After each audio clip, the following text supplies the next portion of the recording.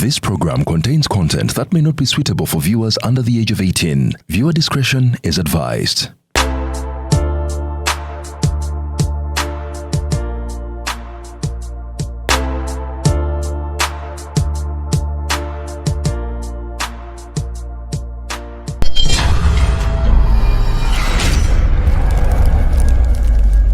Aha.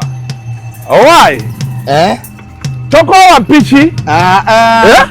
Zino ya kamaro kukuba atera jozeko. Nafuna kati aba ride now. Ride now. Ride now webaliwa. Sebo kati kino kikacha pichi kyo sobola okufunira ku app wonna woboli. Bakutwala wonna woboli bali safe. Element olaba njitadde ku mutwe. Bakutambuza bulungi nnyo bali very safe ate bayonjo. Tebavuga kibama. Tebavuga kibama nga bali abanzijamu amanyi. So banange ride now eri safe era kati kwentambulira. Kasobola okutuuka mu budde. Lero tuse mu budde kyewunyisa. Emotoka wagiparkinze. Emotoka nagiparkinze. Balaba wano. Balama ride now let's ride now. So kati ga wafunye aba ride now. Yes. Kati amanyo ogenda sigaza. Kati element ogiraba. Mufune ebibakuuma emitwe n'amannyo. Mukozesa ride now buli woboli esaawa zonna bakukima. Ate bali very professional mbagala nnyo ate bayonjo. Waliwo ababoda abavaamu ebiku. Kale tugende tukole. Ensonga z'ettaka ensangi zino zafuuka nzibu okwewala katembo yo yenna. Duka mu Honest Estate Developers ofune ettaka eritaliiko ndooliito. Baguddewo estate zaabwe empya omuli Gayaza Kiwenda Phase 5, Mabombwe Phase 6 ne 7 ne Gobero Nampunge. Songa ne mu estate zaabwe enkadde poloti esigaddeyo ntono ddala. Hoyima Road, Ngenasa na Bujuuko, Namusera Bugembe, Namusera Phase 3, Kachiri Mwera, Kachiri Magogo, Gobero Muguruka Phase 1 and 2, Wakiso Kasengejje ne Kachiri Simba Mannyo. Ku Lwentebe balina Nakawuka 0 Phase 4 Nesi Salutaba Expressway ate Namugongo Sonde ne Namugongo Misindye. Amazzi n'amasanyalaze weegali bw'ogula kyapa ku mmeeza tuzimba n'okutunda amayumba agawedde. Honest Estate Developers tusange ku Martin Road mu Kampala okumpi ne roundabout ya Aga Khan ku Mankeshwa Building. Essimu noti 772 57 28 73 oba noti 7 57 28 73. Inside Namugongo arrived today, so this is my first time to come here. How did you come? I came using foot. From where? From Chamuliwa Kalongo. Yeah, Akala Mateno Kaunga. What challenges did you face on the way while coming? The challenges? They fucked me. Mama, they fucked me. Nena danger got there. Yeah, but nabakumengu de bangambye. You know mine come and tukubuda mieko mwana gwe they fucked me. Come again, they what? They fucked me. I shouted even there was a policeman. You know what the policeman did? No way. You shout loudly. You're not healing you.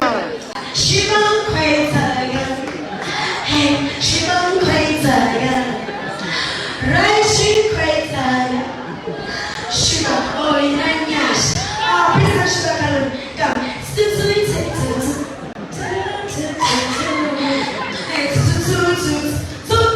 She won't quit. Hey, thank you so much. She won't quit. Hey, she quit. Oh, sugar, oh, in a nyash. Thank you.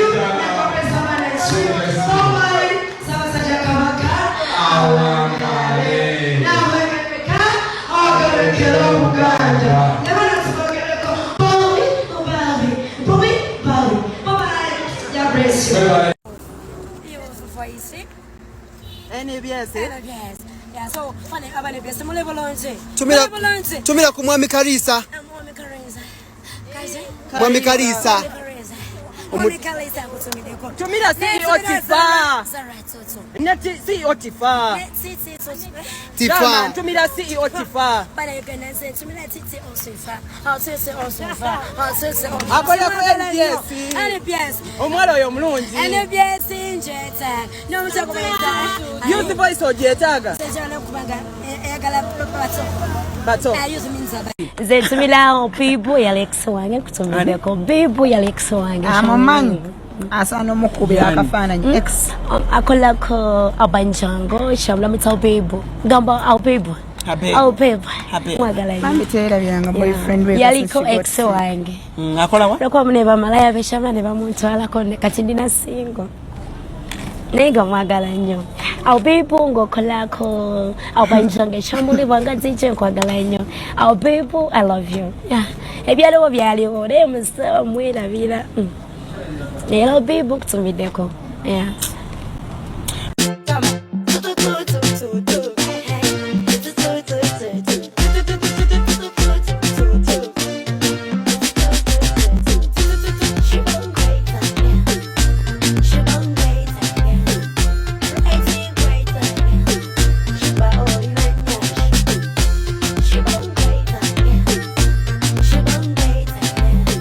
Your home is more than just a space. It's a reflection of your style, your comfort, and your dreams. At Layout Interiors, we bring those dreams to life, crafting breathtaking interiors with the perfect balance of beauty and functionality. From indoor elegance to outdoor charm, we provide premium furniture pieces tailored to your taste. And because detail matters, our Deco collection features exquisite artwork, vases, plants, lighting, and storage solutions to complete your perfect space. Plus, with our exclusive fiber pots, we ensure lasting quality and timeless designs for modern living. Transform your home with Layout Interiors, the interiors of tomorrow. Visit us today at Bukoto Kira Road, next to Lighting City, opposite TMT. Call us now or visit our showroom to explore endless possibilities.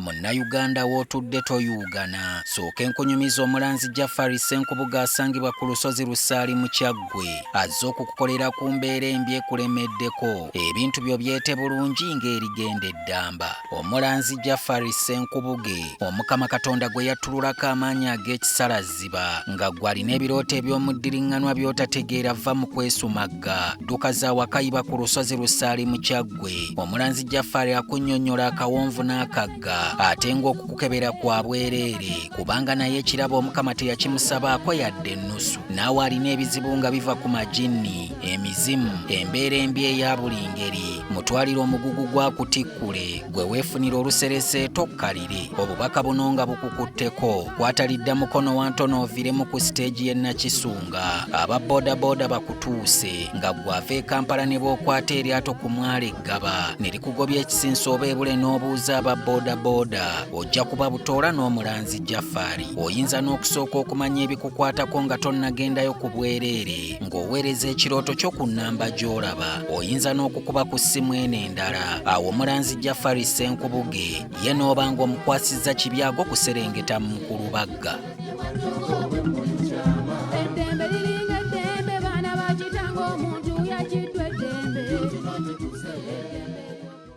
Ale luzungu kale kasuku tujikole sawa namba luzungu.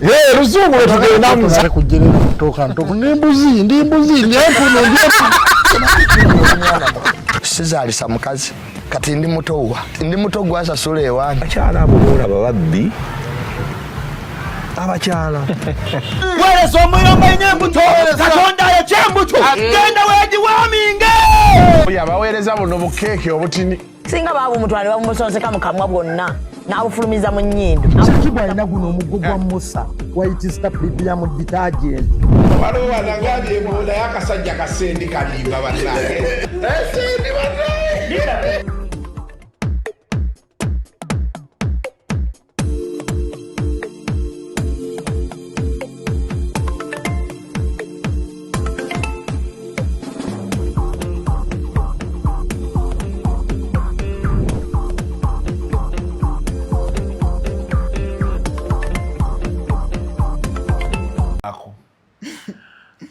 Okay, welcome to yet another edition of Kasuku Live.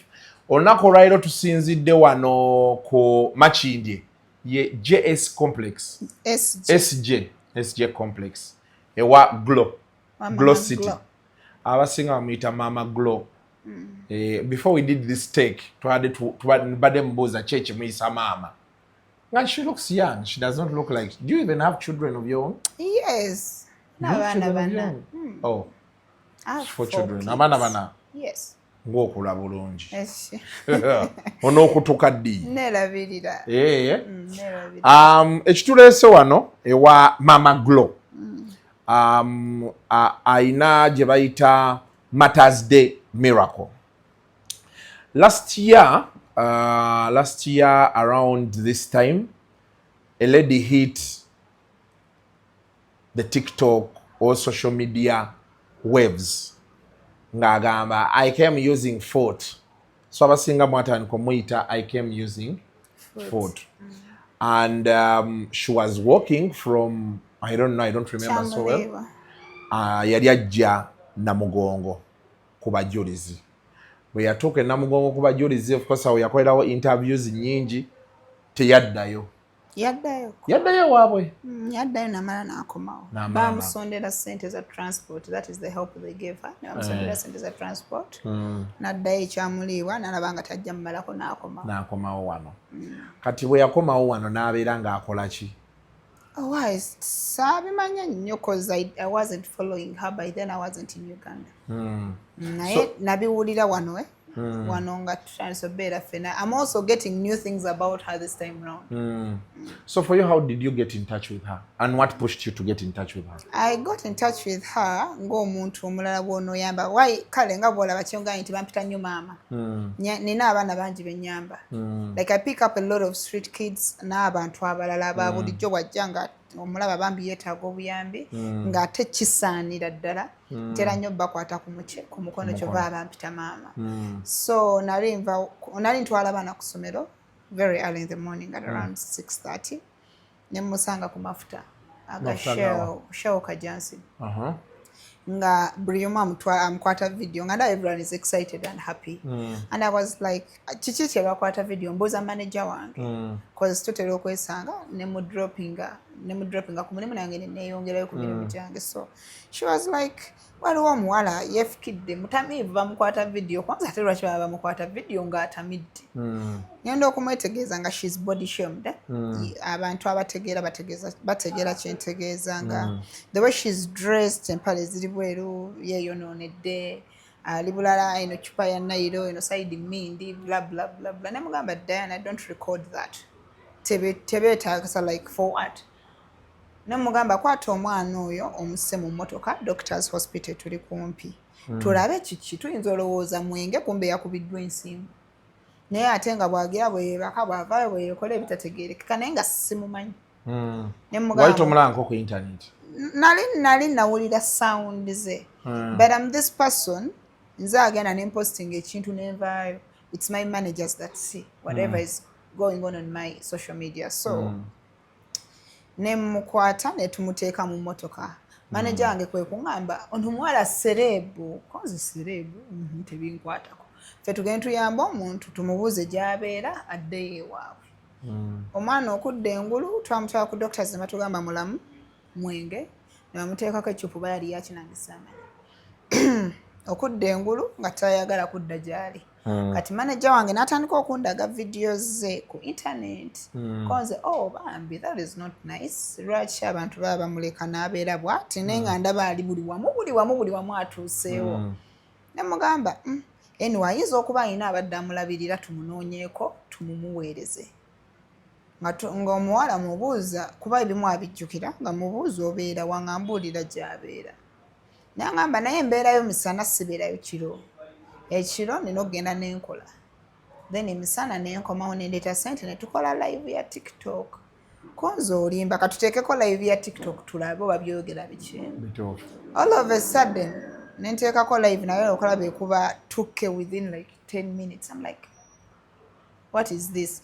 Naye ngenda okulaba buli nasooka nenfulumamu nenzirere nga naba client. Ngenda okulaba omwana azina amazina amayitirivu.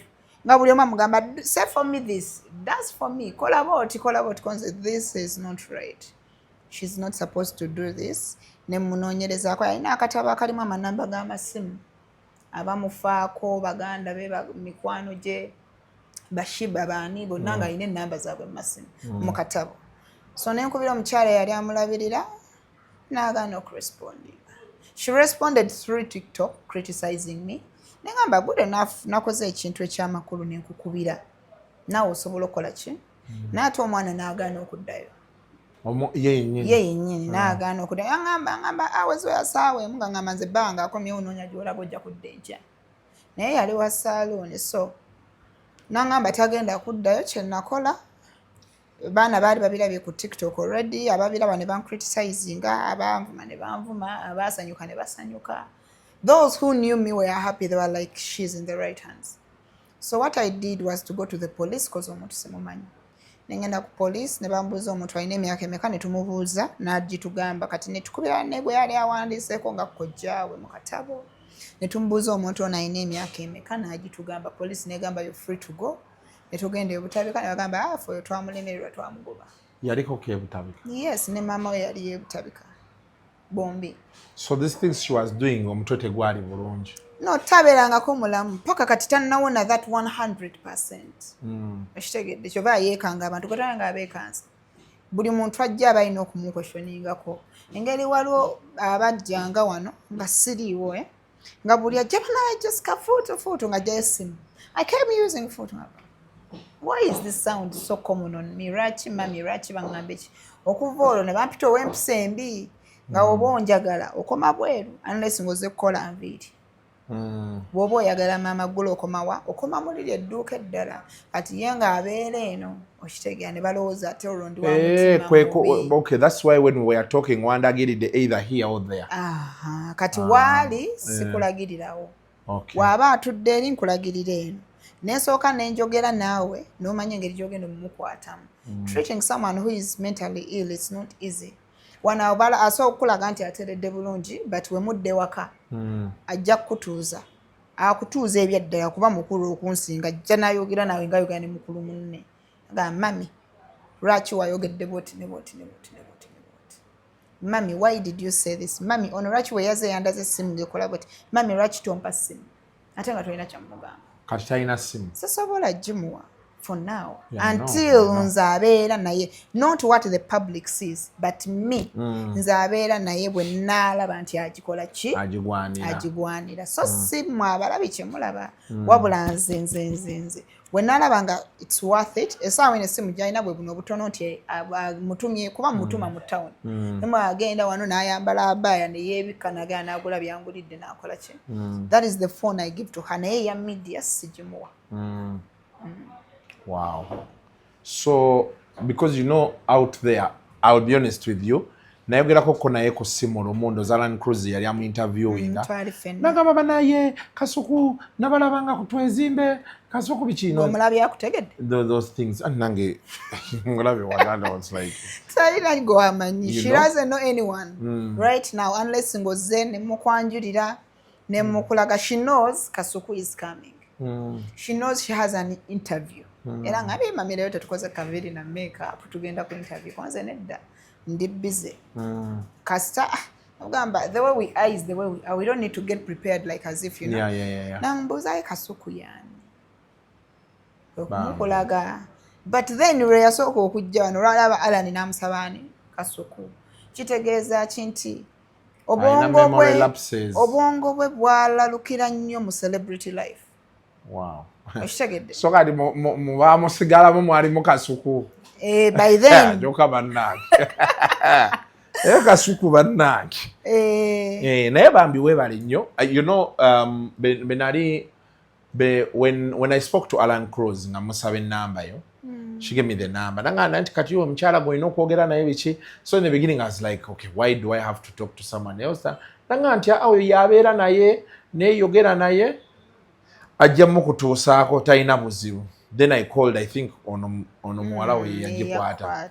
So when I called you back again, you're like, no, you know, since nali ku simu, but what's up? Netwogera. So ningamutyaba, this lady, she's really taking care of this girl like this. Because you know, you know the way she was and ngiri yali free munga already tula muntu. Ngabuli omwa agala afuna mufune sibe. But now that you give me this story, and you know nze nakola psychology. So nice. I know about human behavior. So now I understand when you say mulina okusooka ne mu CV nga n'ayogera naye era n'akola ki. Era si buli agaba interview nti muwa chance eyogera naye. What I do in most cases, mbaleka ne bamukwata ebifaananyi nga alina kyakola, ne bamubuuza how are you, I'm fine, mama Glo mumanyi otya, omwogerako ki, oyize ki, Namugongo waba ajogeddeko ogenda gende Namugongo, things like that. Kubanga at the end of the day, like yesterday yatusanze tulaba amawulire. Nambuuza lwaki mwagala ngende Namugongo? So she doesn't have a memory of Namugongo. The memory she has, bye bino ffe bye tumunyumiza. Because I want to get a day and totally open up to her. Mugaye munange, oli gw'olaba wali ewaka ye mama wakuzaalira ddala sinze. Oh, she thinks you're the mother. Yes. Ate oli amumanyi nga maama omuto. Ate nga ye maama we. Naye abeera nammwe. Yes, naye mbeera naye ne muganda we. Maama we wamuleeta. Anti naye baali bamuloga, basooka kuloga maama, kati omwana n'alabirira maama. Ani ono omuwala? Ono yali alabirira maama kati. Ate nga yali afaayo nnyo ko she was a secretary at some school. Wow. Nga afaayo nnyo ndowooza ne bamanya ajja kukola ki? Ajja kubaako by'akola. Naye ne bamu. Hey. The story is that deep. Yes, kati waliwo n'omulala era abadde alabirira maama naye zaavuddeko. Zaavaako myezi ng'ena naye kati agenda atereera. So ono omuwala twamulanga tulo kumbe tezaaliko. No, yali mulalo waddala ddala kuba n'ebbaluwa z'ebutabika tuzirina. Yalina n'ebbaluwa z'ebutabika. Yes, ne batugamba ekituufu. Omanyi waliwo eddwaliro we bekugamba nti ajja kuwona. Ne babaawo ne gwe bakugamba omusawo akubuulira amazima in butabika if you go straight to the doctor. Nja kugamba ekituufu either omulekewo gavumenti erabirire oba si ekyo okwate muntu wo omutwale waka ofune engeri gy'omukola ki gy'omufaako without any medication era tamiranga ku mpeke wadde neeja ey'ebutabika wadde ey'omutwe wadde panado tagimiranga kuba talwalanga ku panado mbusimaya biki okujjako bino bye nasooka okumujjanjaba at first. But since then up to now kujjako okumira eddagala eryalina omumira naye ery'omutwe talimirangako. N'ate nga ye muntu gwe twasooka n'okusiba emiguwa at least for like 3 weeks. Ng'ali ku miguwa. Wow. This is stuff we don't know out there. Yeah, definitely. That is why whenever I look at people abusing me, I'm like, okay. Kati ng'olwo bakuvumira. Oh, oui. Kasuku. Kasuku banvumye. Nnyo. Nga bakuvumira mwana oyo? Yeah, definitely. Mbo kimbo omwesibako oba biki? Bangamba mulekadde waabwe tali comfortable naabwe omwana omumazeeko emirembe omukozesa kufuna content omukozesa kufuna sente naye Kasuku obadde okimanyi ti because of that girl instead okujjako eri business yange kubanga eriyo yeetunda yokka but ne saluuni yange yagwa ku lwa mwana oyo. Nze eno saluuni was one of the busiest salons here. Naye bangambanga ekintu kimu ng'ani ateekako enviiri omulalu z'ayambala. Even the old customers be nalina okitegeera. Naye ngamba I won't give up however much abantu abamujjajinga oba nange abanjajinga nga bwe kiri kijja kumala kikko. Kijja kumala kiveewo tumanye nti n'olwo lwaliwo kubanga tewali kintu kigenda kujja na birungi byokka. Like people are not gonna praise me all the time. Definitely ninofuna abantu criticizing naddala abo abatategeera. By no criticizing.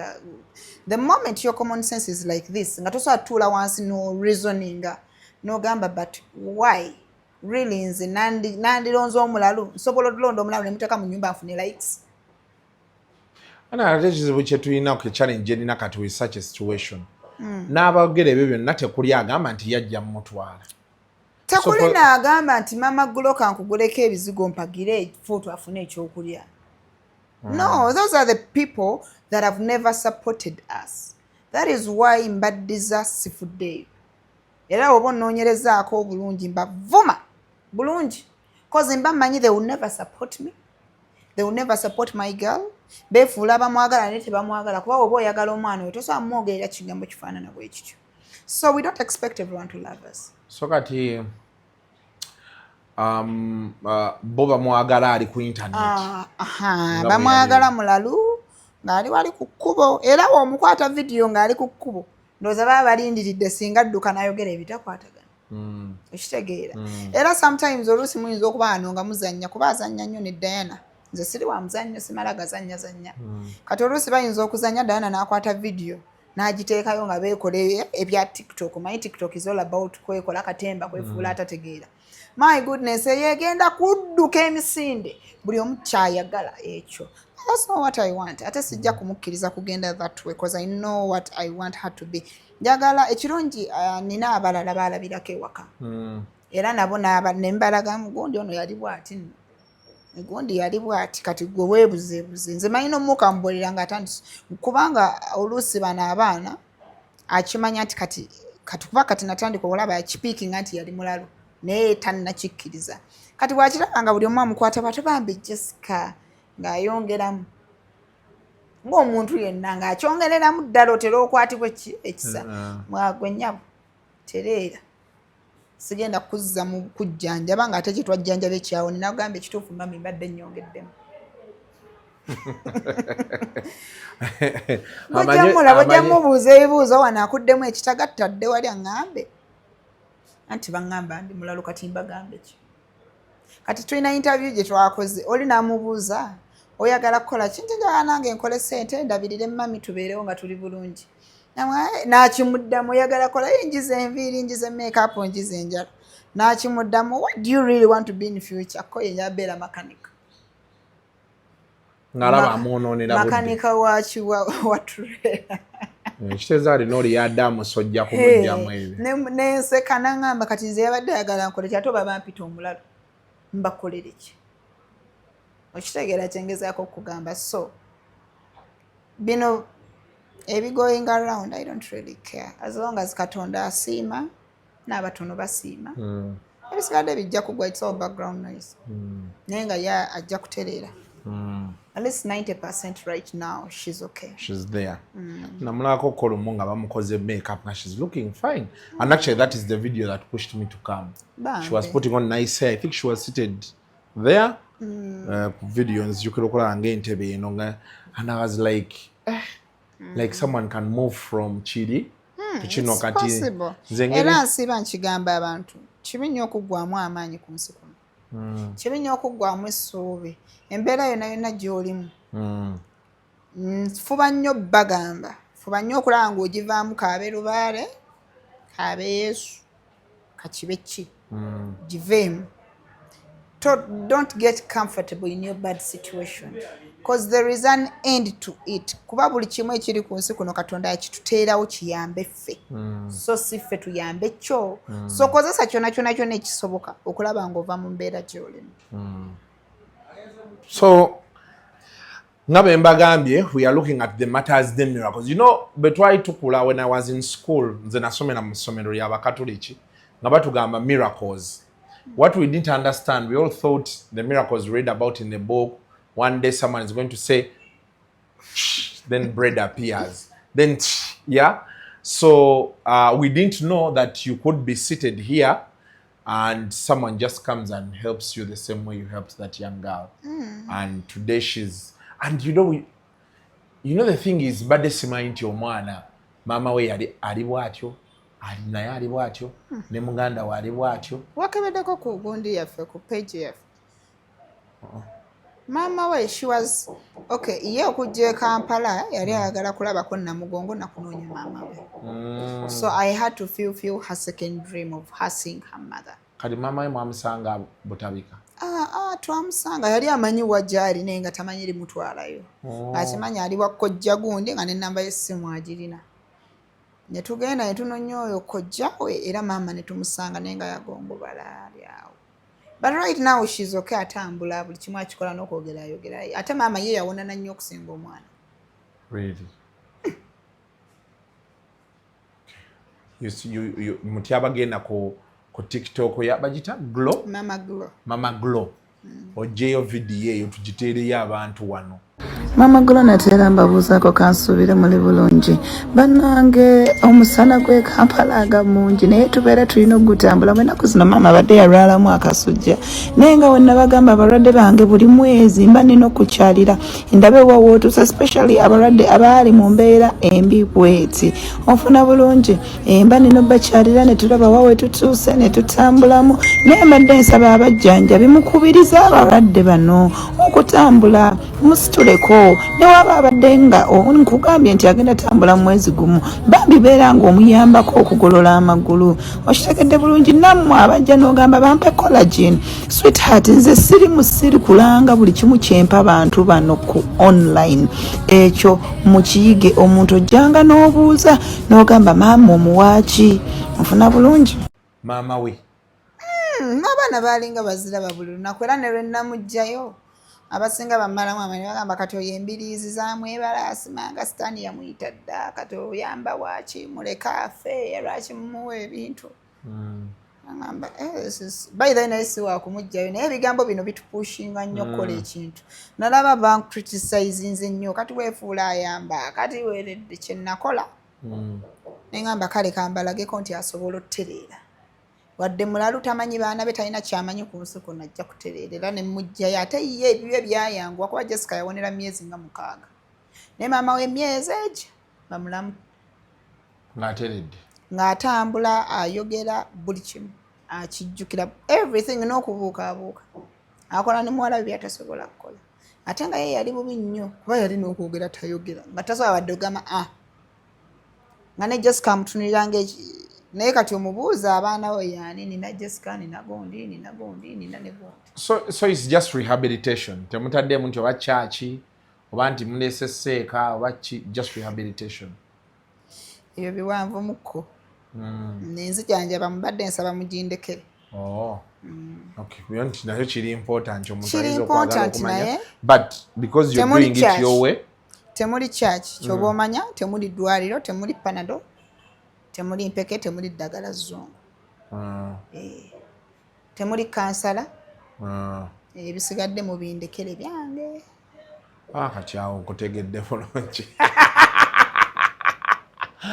hey but it's good what you're doing and wadde ebigambo byogerwa tusaagala bikujje ku mulamwa naye nga bisobola Kasuku nga bwondaba amazima wayogeddeko nange ku ssimu ne bonsisinkanya osobola kunzija ku mulamwa.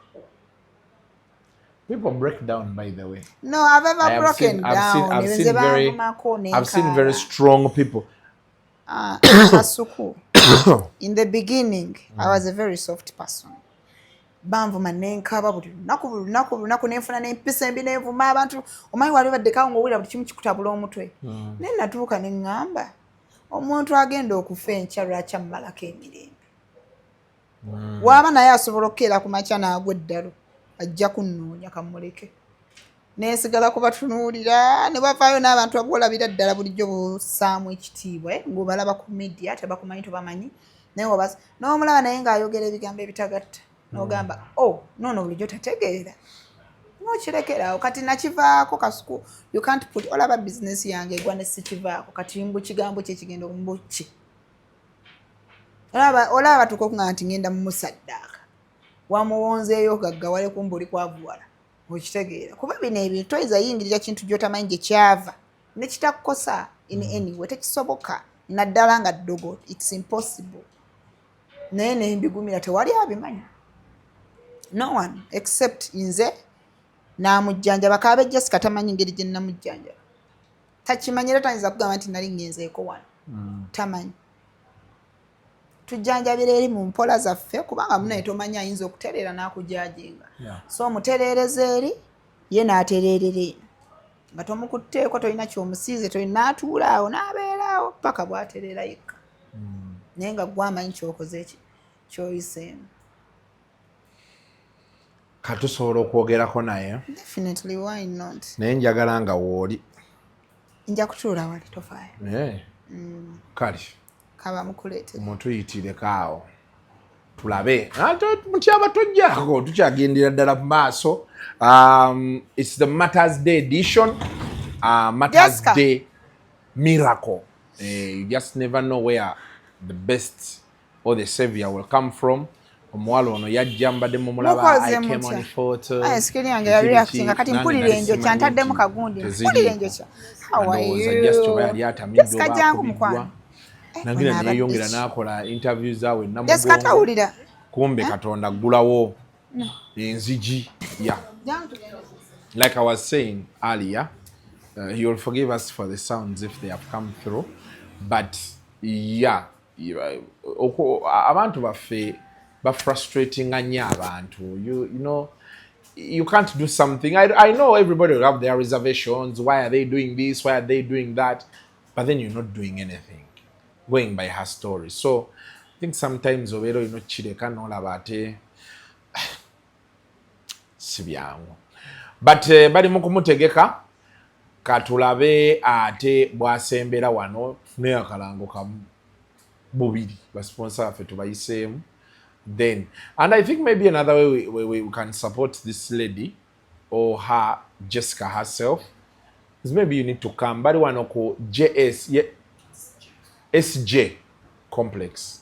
Bari wano room J8, J12 or J08, J8 or J12. So lokubango basangawo nojja ate no bawagirams. One way you can, because she's trying to do something for. But you know, abana wa TikTok, that drama tebagwayo. So let's have this Wuno wanajja ate tweyongereyo. Is ordering your stock from China, Turkey and Dubai stressing you so much? Is it taking you months and months for you to get your stock? Just 1, 2, 3 and trade like a boss you are. 1. Talk to Iran Global Logistics on 0740 152 331. 2. Let us know whether it's sourcing or sending money to a supplier that you'd want. 3. Enjoy our unmatched customer service. Trade like a boss with Ryan Global Logistics. Find us at Namugongo Street, BBC Building, room N412. Call us on +256 740 152 331 or +86 180 723 935 15 or +86 132 502 156 85. Or visit our website on www.rangloballogistics.biz. Rand Global Air Express Cargo. We move anything, anywhere. Kale, sawe no tuline Jessica. Amanya ko gwe Jessica. Yenza Jessica. Yogera ko nnyo. Yenza Jessica. Oli otya? Ndi bulungi. Obulamu bugamba butya? Obulamu singuwe. Yeah? Obulamu bulungi. Obulamu bulungi. Nze bampita Kasuku. Yeah? Nayogerako ko naawe ku ssimu lumu. Oba okyanzijukira? Onzijukira? Oli maama wo omulabye? Gigenda gitya? Okay. Kati I don't know, simanyi nawe ntandika kumubuuza ebibuuzo byenjagala mmubuuza. Wavaawo okujja e Kampala? Nava Kyamulibwa. Kyamulibwa yewa? Kalungu, ekyalo bakiyita Kyamulibwa. Kyamulibwa. Kawunga. Kyamulibwa Kawunga zonna. Kyewava? Wali ozze kukola ki? Nali nze kulamaga. Kulamaga? Oli mu Katoliki? Ndi mu Katoliki. Sakramenti zonna wazifuna? Si zonna nti nazifuna. Baakubatiza? Babatiza. N'ofuna Ukalisitiya? Ukalisitiya. Mu kyaki osembera? Yeeyo Ukalisitiya. So nojja ng'otambula. Awo nange we nakulabira. Ne ngamba omwana tuono nojja nobeera Namugongo. Kyali kiti experience okuba nti ovudde ekyo. Wegwana mulundi gwo ogusooka? Gwali mulundi gwange ogwasooka. N'otambula nojja n'abantu. Kyali kitya bwe walaba ku kibuga? Nali musanyufu nnyo kuba nali N'ogende Namugongo. Nengende Namugongo. Kati bw'ova Namugongo awo waddayo kyamuliibwa.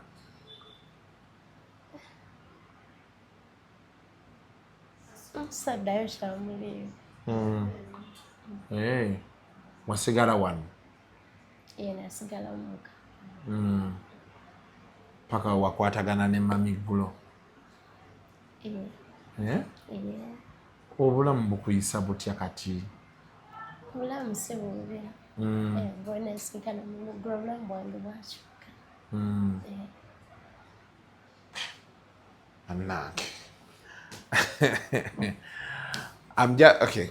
I'm just happy to see her. Yeah? Yeah, I'm speechless. I actually had my name mubuuza bingi. Naye nsanyusa busanyusa omulaba nti ali bw'ati n'okuba nti akkiriza okwogerako naffe. Kati tokyatulaba ku TV. Ku TV?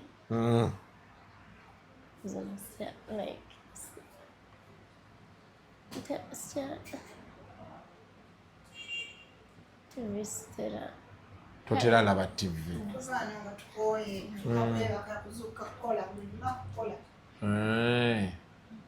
Nenga nali nkulabyeko mu program gye bayita Twezimbe. Nkulabyeko.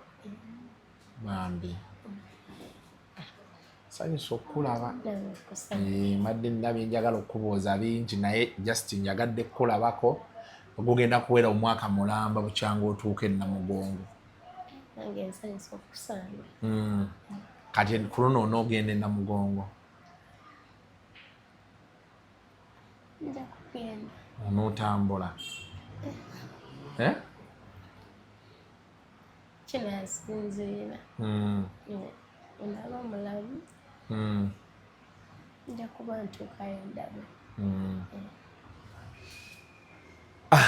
Amiina.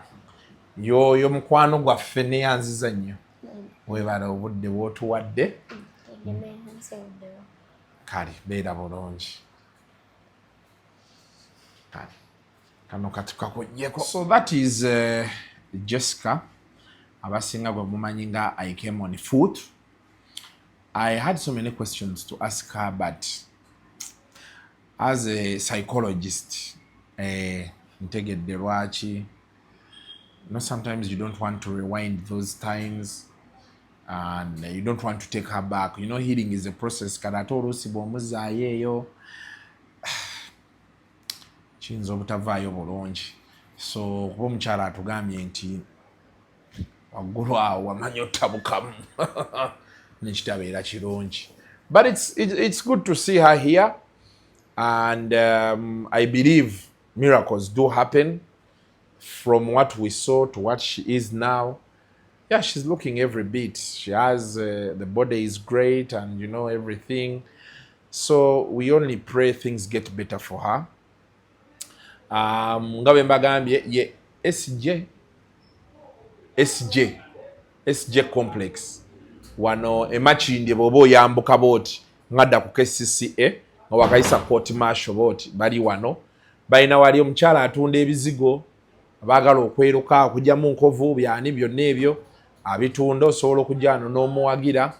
Then eno ye Glow City batunda enviiri zino akunyonyodde nti abantu abamu batandika ate oyo omuwala simanya omulalo ate ayambala ki, but it's not how on making. Akulaze nti birimu eddogo. So she's trying to see yamanyi bw'abakwasaganya like okubanga chikichaka naye alikwatiraawo alabe basobola omuyamba. At least she has someone who is helping her to get better, and we hope she gets better and better and better. Abantu bangi bamwagala mu eri state naye nze nange bakinyinyonnyodde wano.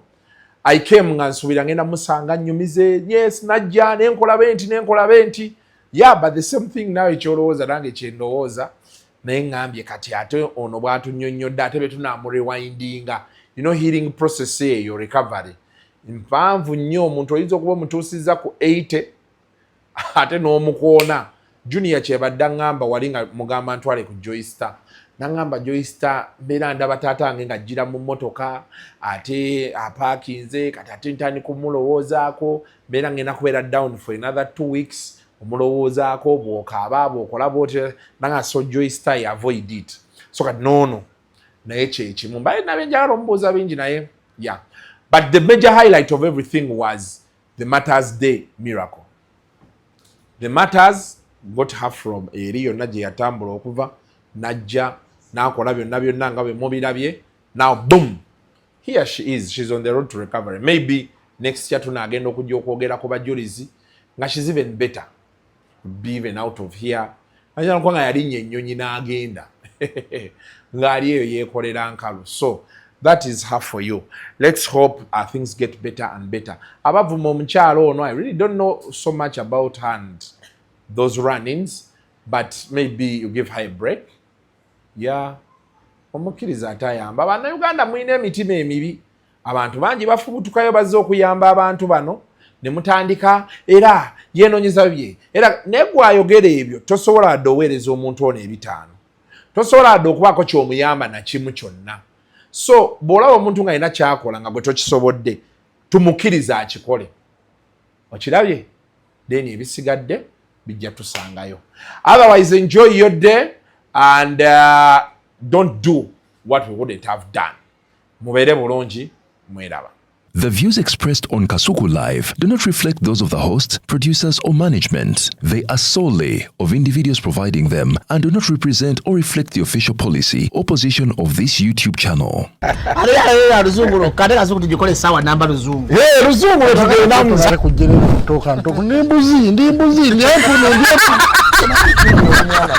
Sizalisa mukazi kati ndi muto gwasasula ewange akyala abulula bababbi abakyala weereza omuyomba enyembuto katonda yekyembuto genda wegiwaminge yabaweereza buno bukeeke obutini singa baaba omutwale bamusonseka mu kamwa bwonna n'abufulumiza mu nnyindo kigwa alina guno omuggo gwa musa waitisita premium detergent waliwo wanagambye ebola y'akasajja kasendi kalimba bannange esendi bannange